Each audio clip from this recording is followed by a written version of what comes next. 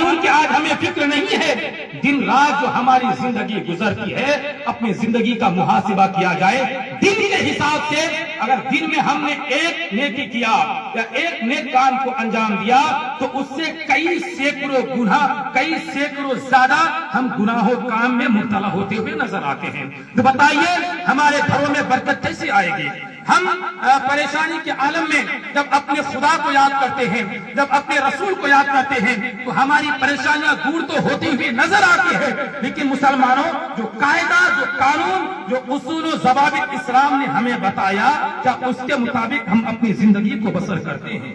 کیا اس کے مطابق ہم اپنی زندگی کو تبدیل کرنے کی کوشش کرتے ہیں؟ آج اسی کا صلہ ہے کہ آج ہمارے گھروں میں بے برکتی ہے. آج اسی کا صلہ ہے کہ آج ہمارے بچوں کی زندگی میں سدھار کی کرن نمودار نہیں ہوتی. آج اسی کا صلہ ہے کہ آج ہماری آنے والی نسلوں میں بے حیائی کی چمک پائی جاتی ہے.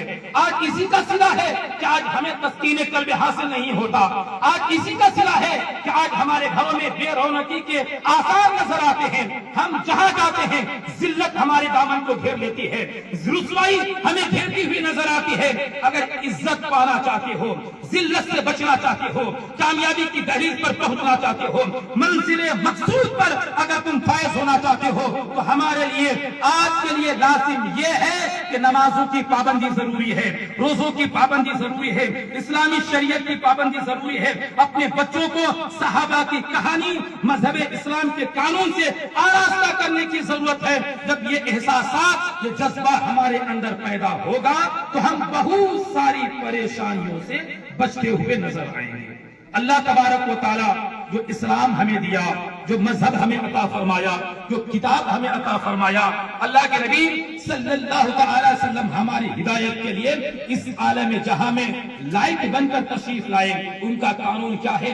ایک وقت کی نماز کو ترک کرنے والا جان بوجھ کر 1 یا 2 سال نہیں بلکہ 2,88,000 سال جہنم میں چلنا پڑے گا.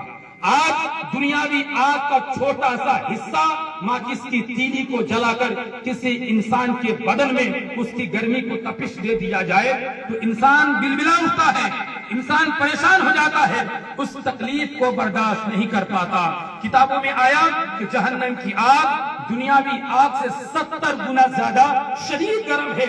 اس آگ کو ہمارا بدن کیسے برداشت کر سکے گا؟ ہم کیسے وہاں کے عذاب جھیلیں گے؟ کیسے آخرت کی سختی کو برداشت کریں گے؟